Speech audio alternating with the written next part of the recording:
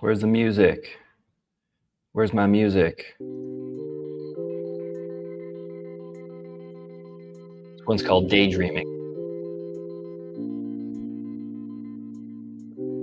Daydreaming all day. All right, happy Monday. So it was a pretty nice weekend, really nice and sunny over here. And something pretty big happened over here in Copacabana, where I live here in Rio de Janeiro. So if you've seen any videos of about 1 million people in the street by the beach here. So right where there was the big, it's basically like this giant truck with people that stand on top of it, and they got these big loudspeakers, and there's people talking. That's right on my street.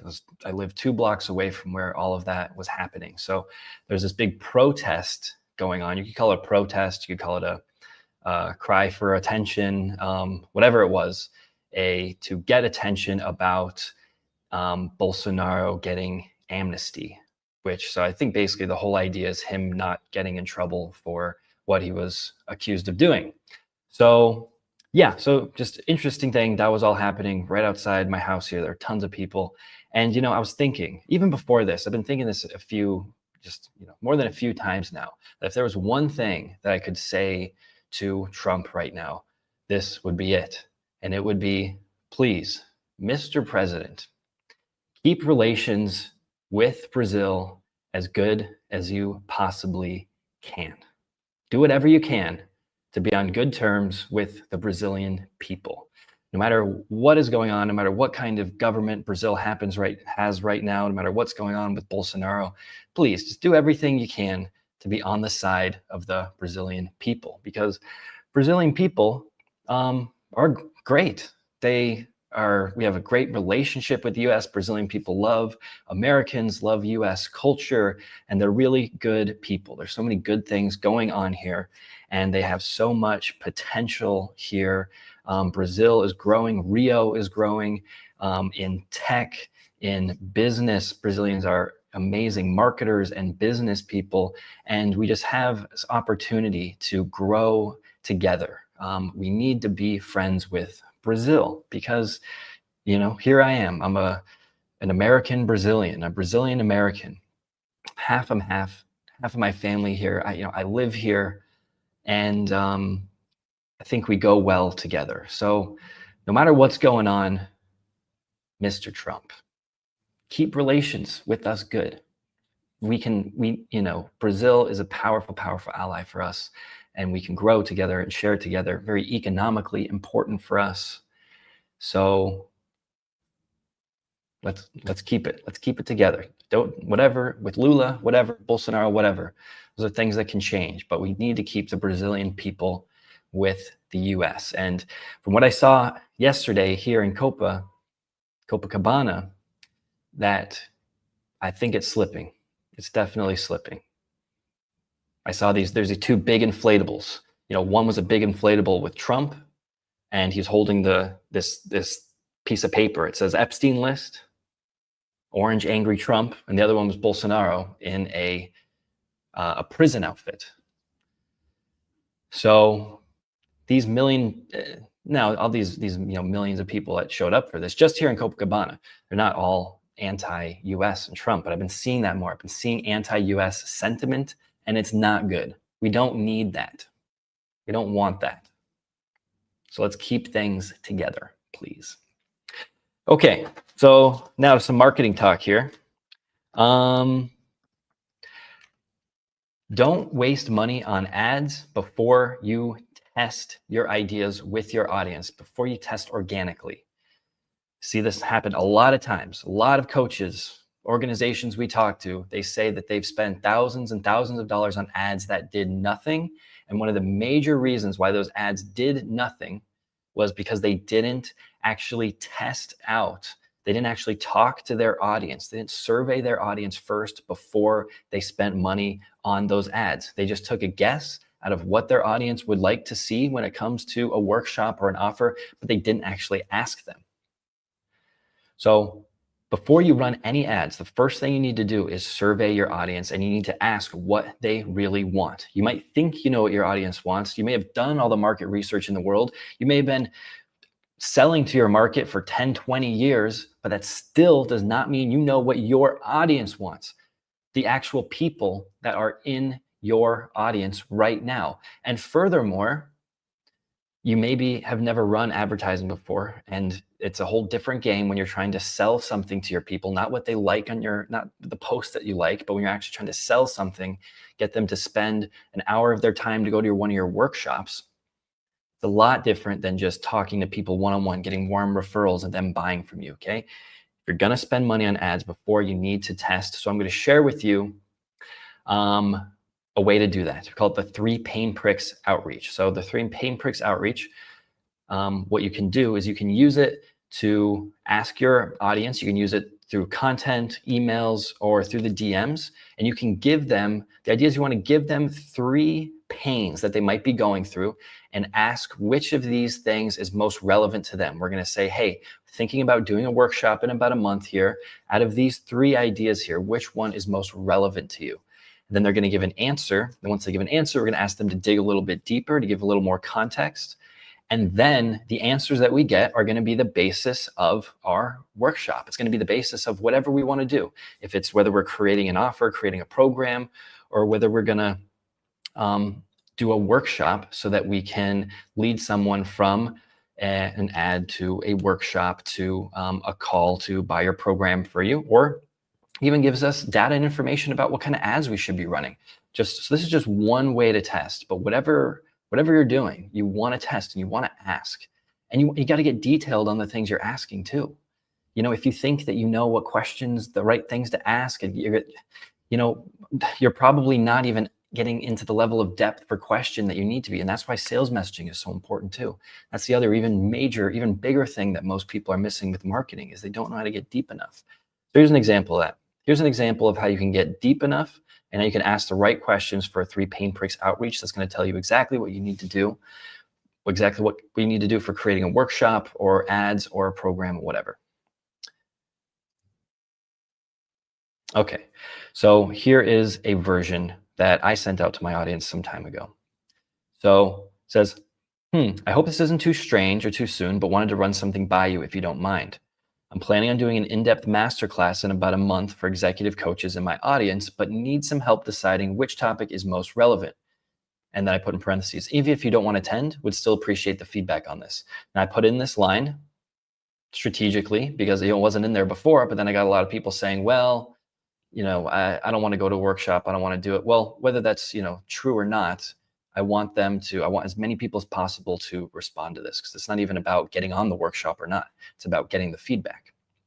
So the next line, if it's not too much trouble, can I get your feedback on which topic you or someone you know would really resonate with? Number 1, how to find and write entertaining, inspiring, and sales-driving stories in less than 20 minutes, like an 8-figure copywriter, even if you can't write well and have 0 creativity. Number 2, how to take any offer or piece of content from good to stand out, and from a market that likes your offer to a market that simply needs what you have. And number 3, get all your content seamlessly organized and scheduled in a way that compounds your influence over time, meaning the more you post, the more calls you book. Let me know if any of these resonate. Thanks. All right, so look at the depth and visualization of these bullets, because it's really important that we're not being really surface level. We want to really dig into it, into what we're trying to say. We want to be detailed and we want to be visual. So for number 1 here, how to find and write entertaining, inspiring, and sales-driving stories in less than 20 minutes, like an 8-figure copywriter, even if you can't write well. So we could have just said, number 1, how to create content. Number 1, how to create entertaining content, how to create content that gets sales. You could have said that, but that sounds pretty boring and sounds like everyone else, doesn't it? So no, how to write and create entertaining, inspiring, sales-driving stories. What does our market actually care about?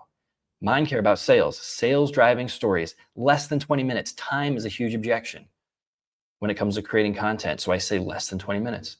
And how about the quality? Just write a bunch of bad content that sounds bad, nobody cares about? No, like an 8-figure copywriter. Oh, well, what if I suck at writing? Even if you can't write well and have 0 creativity. What an amazing bullet. Guys, Dave wrote this bullet, by the way. Dave, my partner, Dave Stafford, he's the genius copywriter here. He wrote, look at this amazing bullet. This is probably one of the best bullets I've ever read in my life. Okay, number 2, how to take any offer or piece of content from good to stand out. Think about the journey we're taking somebody on here with this bullet, with this line. So it could be it could have said how to create content that makes you stand out, how to create unique content that gets attention. No, how about this instead? How to take any offer or piece of content from good to stand out. And from a market that likes your offer to a market that needs what you have. I mean, yeah, it's over the top. Yeah, it's visceral. This is what you need to do. You can't have boring stuff. You think, oh, I'm gonna be too salesy. It's gonna, oh, this is too much. No, it's not too much. Get visceral, get visual. This is what works. This is what works. This is proven based on millions and millions and gajillions of dollars in sales. This is what works. Get visual. Don't be afraid. Number 3, get all your content seamlessly organized and scheduled in a way that compounds your influence over time, meaning that the more you post, the more calls you book. So, or it could have said, get your content organized into a content calendar. Create 30 days worth of content. It's okay. But how about get your content seamlessly organized and scheduled in a way that compounds your influence over time, which is very, very true. If you create content consistently and it all rocks, you're going to have compounding influence. It's not just every post you get a little more. No, after like 30 days of posting consistently, your influence gets compounded. That trust that you build over time, it only goes at the bell curve. It goes at an S curve. It's not linear. So the more you post, the more calls you book. That sounds pretty damn appealing, doesn't it? Oh, this type of content, the more I post, the more calls I book. That's great because I post every single day right now and I don't get anything. I don't get any calls. But this is some kind of stuff. The more I post, the more calls I book. That's what I'm talking about. That's what I want. And then here, let me know if any of these resonate. Thanks. Okay, simple. Let me know if any of these resonate.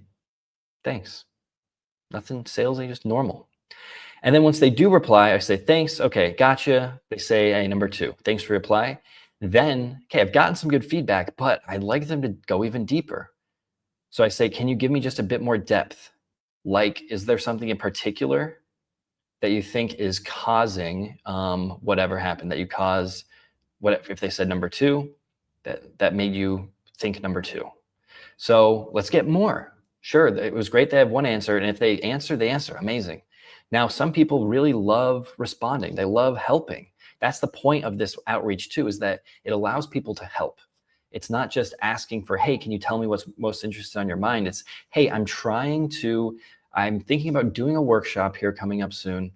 Can you give me some help? So people enjoy helping other people. And when we're framing our questions this way, it doesn't just sound like, hey, I'm trying to sell you something now, or I'm trying to sell you something into the future, but I'm trying to create this workshop to give value to my audience, to give value to you.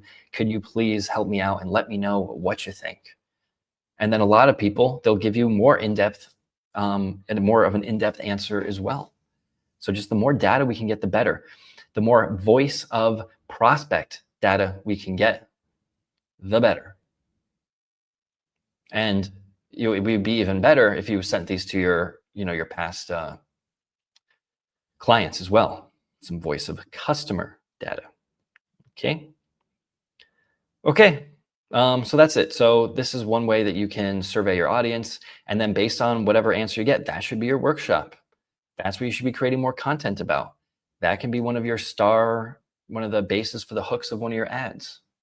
Point is, before you go spending a bunch of money on ads thinking, oh, this is going to be easy. Oh, I know exactly what my market wants. I'm just going to run one ad and it's going to work. It's not going to work. Survey your audience, know exactly what your specific audience wants, and then you can feel safe knowing that you at least did the bare minimum to create ads that might actually be effective. So there's a lot more to it than that as well when it comes to your sales messaging, your customer journey. You shouldn't just be running one ad. You should have about 25 ads going at the same time. There's a lot to it. So, but this is a start. And hey, if you want some help with that, you let me know. I'm here for you. All right, that's it. Until next time.